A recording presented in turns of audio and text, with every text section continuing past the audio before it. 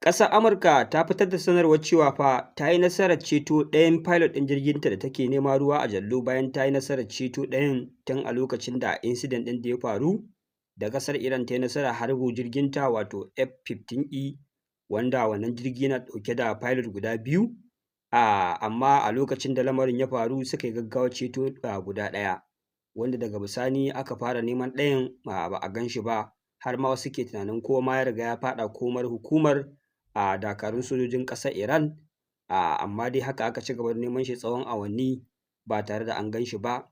wanda a safiyar yau Lahadi ƙasar Amurka take fitar da sanarwar cewa fa ta yi nasarar ceto shi ma ɗayan pilot ɗin na biyu a cikin territory ɗin ƙasar Iran, har ta fitar da sanarwar cewa kamar yadda shugaban ƙasar Amurka Donald Trump ya bayyana, ya ce sun fa yi amfani da dozin na jiragen yaƙi da manya-manyan makaman da babu ma kamar su a faɗin duniya a hannun sojoji, suka kutsa cikin ƙasar Iran ta ƙarfi, aka yi ɗauki ba daɗi aka yi gumurzu, sannan suka yi nasarar ceto shi ba tare da wani abu ya same shi ba, sai dai 'yan raunanaki da ya samu a lokacin da yake ƙoƙarin ɓuya a cikin duwar watsu, amma yanzu haka maganar da ake yi yana hannunsu,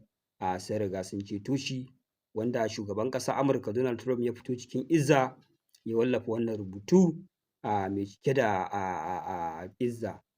sai dai da yawa suna ganin akwai ayar tambaya a cikin wannan maganganu na shugaban ƙasar Amurka Donald Trump, da kuma yadda ya ba da wannan labari, duba da a ce an turo jiragen yaƙi sama da 10, ana maganar dozin kenan, kuma aka ce an fafata tsakanin dakarun ƙasar Amurka da na Iran, an yi ɗauki ba daɗi an yi gumurzu, amma fa a cikin labarinsa fa ya ce fa babu wani soja ƙwaya ɗaya da ya rasa ranshi ko ma ya samu rauni a wannan fafatawa da aka yi, har aka karɓo wannan pilot ɗin. Jama'a ni ina ganin akwai ayar tambaya a cikin wannan lamari,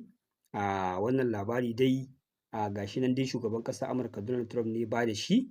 na hakaito muku shi daga gidan jarida na Al Jazeera da kuma Wiyun da dai sauran manyan kafafen labarai a faɗin duniya wanda suka tabbatar da wannan labari, kuma akwai bidiyoyi da shi shugaban ƙasar Amurka Donald Trump yake wannan ikirari, wanda wannan maganganu nasa cike suke da ƙalubale da ayoyin tambaya. Ta yaya za a ce ana tsaka da yaƙi irin wannan, wanda jirgi ma ƙwaya ɗaya ya zo gittawa ƙasar Iran ta yi amfani da air defense system ta ɓaro shi da shi wannan pilot ɗin da kuke magana guda biyu, sun shiga cikin duwar watsu, amma kuma tana sane da cewa bayan kun turo bayan wannan pilot ɗin an yi missing ɗin shi, kun turo a zo a ɗaukan muku pilot ɗin nan guda biyu, da ƙyar kuka samu guda ɗaya, a daidai lokacin da ƙasar Amurka ma ta zo ɗaukan ƙwaya ɗayan nan, mutane sun ga yadda bidiyoyi suke ta yawo a kafafen sada zumunta yadda aka ringa ɗauki ba daɗi, da wasu daga cikin 'yan sandan ƙasar Iran suka buɗe ma jiragen ƙasar Amurka guda biyu helicopter Black Hawk wuta, da ƙyar waɗannan helicopter suka tsira da ransu, suka tsallake suka koma ƙasar Iraki suka sauka, duk da an ce waɗannan helicopter ɗin guda biyu an lalata su. Sannan kuma a ce a yanzu wai ƙasar Amurka ta yi amfani da dozin na jirage ta shigo cikin territory ɗin ƙasar Iran, an yi ɗauki ba daɗi an yi gumurzu, an ƙwato wannan pilot ɗin ba tare da kuma an rasa soja ko an ji wani rauni ba. Kai jama'a wannan lamari dai da sake da kwai ayar tambaya, amma na san dai daga bisani gaskiya za ta bayyana. Haka zalika game da ci gaba da dai ikirarin shugaban ƙasar Amurka Donald Trump, a kwanaki dai ya ba wa ƙasar Iran ɗin awa 48 da farko cewa su buɗe Strait of Hormuz ko su fuskanci consequences, wanda daga bisani ya zo ya ce ya mai da waɗannan kwanaki 5, haka su ma waɗannan kwanaki 5 da suka kusa ya zo ya mai da su kwanaki 10. Yanzu kuma ya ƙara fitowa hallau dai ya ƙara cewa fa yanzu cikin kwanaki 10 nan awa 48 ne kacal ya rage ma ƙasar Iran da ta buɗe wannan hanya ta Strait of Hormuz kuma ta zo kan teburin sulhu a kawo ƙarshen wannan yaƙi, idan ba haka ba za su fuskanci uƙuba, ma'ana zai ɗanɗana musu uƙuba, babbar uƙuba, wanda yanzu haka dai awa 48 ɗin nan tana kan irguwa, kaɗan ne ya rage a cikinta, sai dai tuni a ɓangaren ƙasar Iran sun fito sun maida masa martani da kakkausar murya kamar yadda suka saba, suka ce idan awa 48 ɗin nan ta cika, Amurka ta yi wani abu wanda yake ya saɓa ma ƙa'ida a yaƙin da ake yi, to fa gabas ta tsakiya ilahirinta za ta kama da wuta, an sani cewa mafi akasari idan Iran ta yi ikirarin za ta yi abu fa tana tabbatar da cewa ta yi wannan abu.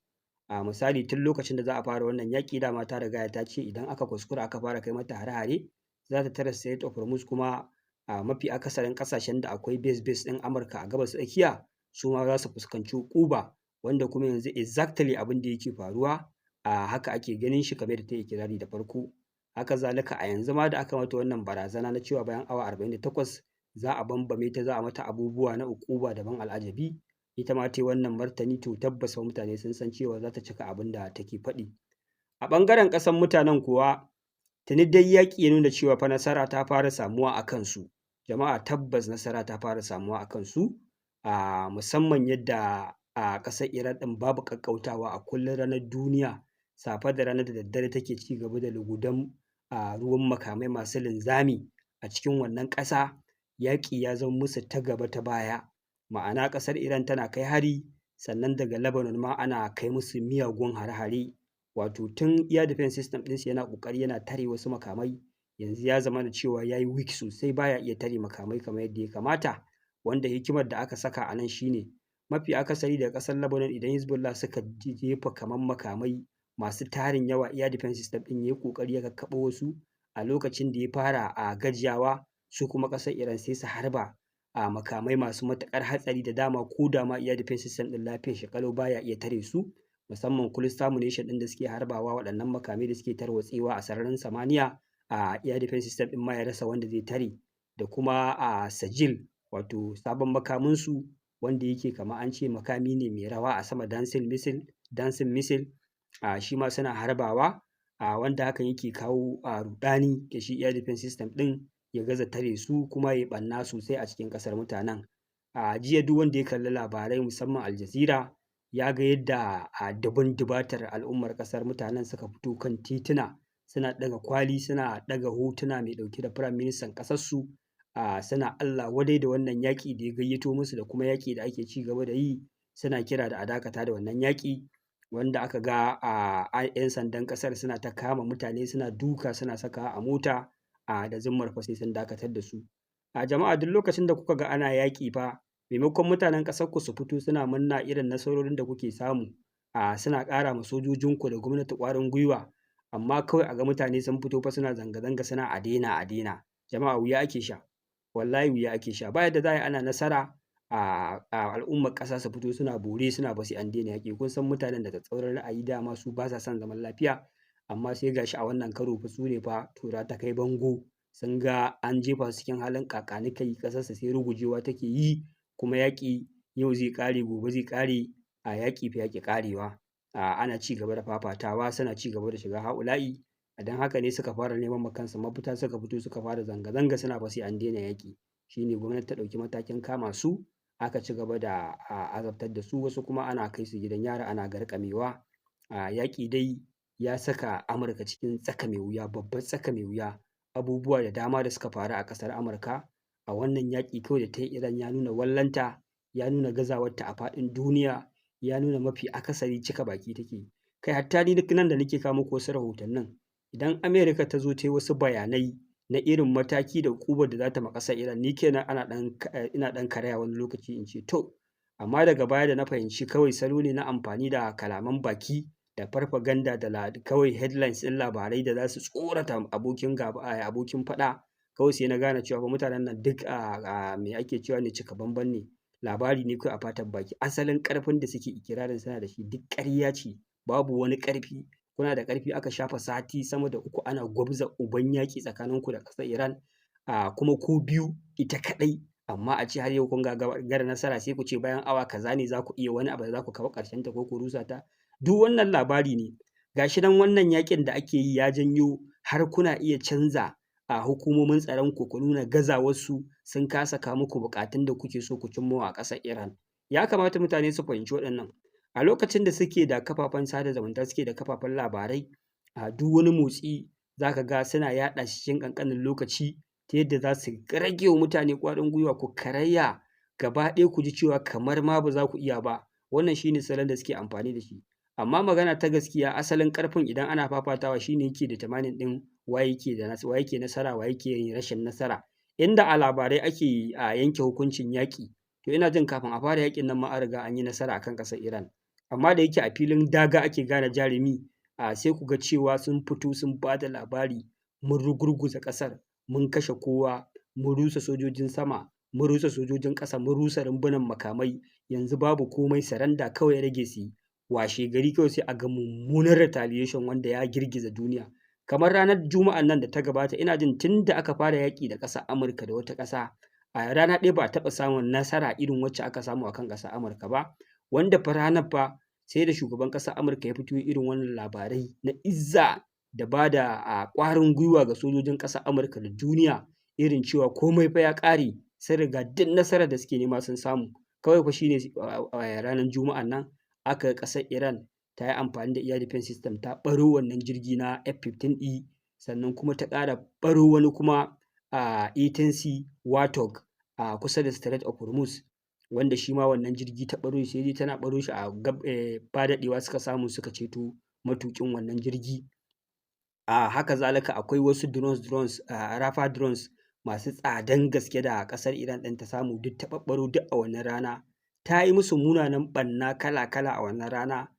kamar yadda na gaya muku da waɗannan helicopters ɗin da ba a rasa su a lissafi, wanda da gaske ne Iran ɗin ta ɓaro su. Wannan rana dai baƙar rana ce, har sai da ta kai ga shi kan shugaban ƙasar Amurka Donald Trump, labaran da ya saba zuwa ya bayar a kafafen sada zumunta ba ƙaƙƙautawa, kullum sai ya zo ya faɗi nasara amma ba a ganin ta. A ranar fa sai da aka yi counseling ɗin tattaunawa da manema labarai, saboda ba a san me za a faɗa ma duniya ba, an ji kunya. To shi ne fa yanzu fa ya fito yana wannan izzar, irin mun shiga cikin ƙasar Iran da dozens of aircraft da makamai lethal weapons masu matuƙar hatsari, mun shiga mun yi amfani da ƙarfin iko irin wanda abin ƙasar Amurka ya kamata ya alfahari da sojojinta, ba tare da an kashe mana soja ko ɗaya ko an raunata shi ba. Mun ceto ɗayan pilot ɗinmu a cikin ƙasarsa, abin da ba kowace ƙasa ba ce za ta iya yi. Ku ji fa irin waɗannan kalaman, irin kalamai na barazana da nuna cewa mu mun isa, bayan ga shi nan magani kun isa mana a filin yaƙi, kun gama yaƙi gabaki ɗaya. Wannan shi ne halin da ake ciki game da maganar ceto wannan pilot ɗin da ƙasar Amurka take ikirari, amma za mu ci gaba da bibiya mu gano muku asalin yadda lamarin ya kasance, da ma menene ƙanshin gaskiya, wanda su kansu fa abin mamaki gidajen jaridun da suke ba da wannan labari, musamman gidan jaridar Wiyon, sai da suka ce wai anya ma ko Amurka sun ceto wannan pilot ɗin, ko dai kawai farfaganda ce suka zo suka bayar a kafafen sada zumunta don a ce sun yi wani ƙoƙari gagarumi sun shiga cikin ƙasar Iran, sun ceto pilot ɗinsu, amma su ba su ga pilot ɗin ba. Kawai dai wannan labari ne aka wallafa, amma babu alamun pilot ɗin, babu wani yanayi da yake nuna cewa ga shi nan shi ne an karɓo shi da sauransu, wanda ya kamata kun san halinsu, suna yin abu suke wallafa bidiyo, in ma hari ne suka kai, yanzu za ku ga bidiyon harin yana yawo a kafafen sada zumunta. To wannan pilot ɗin ma na tabbatar da yanzu an yi bidiyon shi ana nuna shi ga shi nan. Ba mu sani ba, to su kansu gidajen jaridun suna dasa ayar tambaya fa, ba su ga pilot ɗin nan ba fa, kawai labari sai ga an wallafa ana cewa mun karɓo shi da izza. Wannan shi ne, za mu bi diddigin labarin mu gano asalin yadda lamarin ya kasance, domin mu zo mu wallafa muku. Ku ci gaba da bibiyan mu. Wassalamu alaikum wa rahmatullahi ta'ala wa barakatuh.